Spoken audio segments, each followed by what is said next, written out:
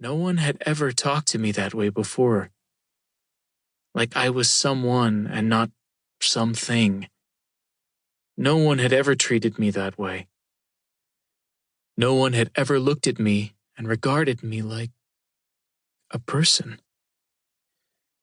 So, I'd made a rash and irrevocable decision. A mistake, probably. But then again, I'd been swallowing back hopes of escaping that life, the life of an Ulfrangar assassin, for as long as I could remember. That night in Thornbend had been my first real opportunity. The only catch was, of course, keeping the baby-faced kid who kept calling me friend alive too. Thatcher treated everyone that way, though. It's like there was no room in his mind for the possibility that a person really could be evil. Shocking, considering the vacant way he stared at me sometimes. Like you could pass a twig through his ear and it would come out the other side and not hit anything in between. At first, I just assumed he was incredibly sheltered or naive. Maybe he was. But after our experience with Phoebe, finding out that she had been a Tibran, I'd expected him to reject her entirely. Anyone else probably would have. Whether out of shame or fear, she'd kept that information from everyone. But Thatcher had insisted on helping her. He'd forgiven her without a second thought. He was stupid, yes, but he was also far kinder than anyone could ever deserve. Least of all me. He still called me his friend like it was nothing. He laughed and chatted with me as though he genuinely enjoyed my company and wanted me around. He kept chasing after me whenever I tried to put some safe distance between us. Didn't he get it? Couldn't he sense it at all? I was not a good person. I never had been.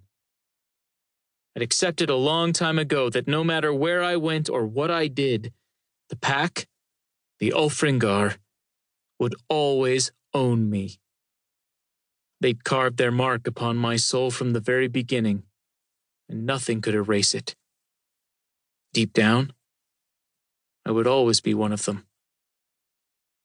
Even now, sitting behind Reigh astride his lithe green dragon, the weight of their presence crushed down over my body from every side.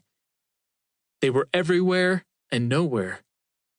They moved in shadow, lived in anonymity, and thrived on the constant stream of the world's darkest secrets.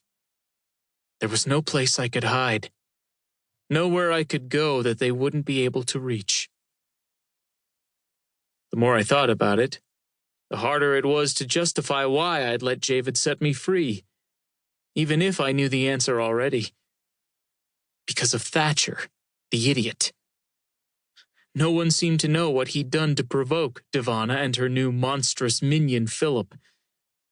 Maybe nothing. And honestly, I didn't care. It didn't matter. They wouldn't put a hand on him if I had anything to say about it. He called me a friend, someone who was like a brother to him, and that was enough. It was more than anyone else had ever done for me my entire life. We cruised, riding the strong winds coming in from the sea along the eastern coastline. The tower of Eastwatch faded behind us, and far below, small villages and towns dotted the hills. Most were a safe distance from the steep cliffs that dropped into the toiling dark ocean, places where wild dragons like to nest.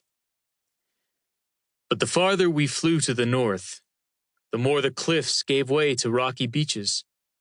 Fishing towns were built right up against the banks amidst the clusters of odd hexagonal basalt columns and massive trunks of washed-up driftwood from Luntharda's giant trees.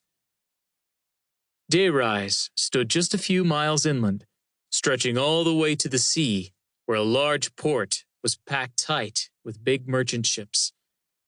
The vessels cruised in from the open sea, white sails puffed and banners fluttering high as flocks of seagulls.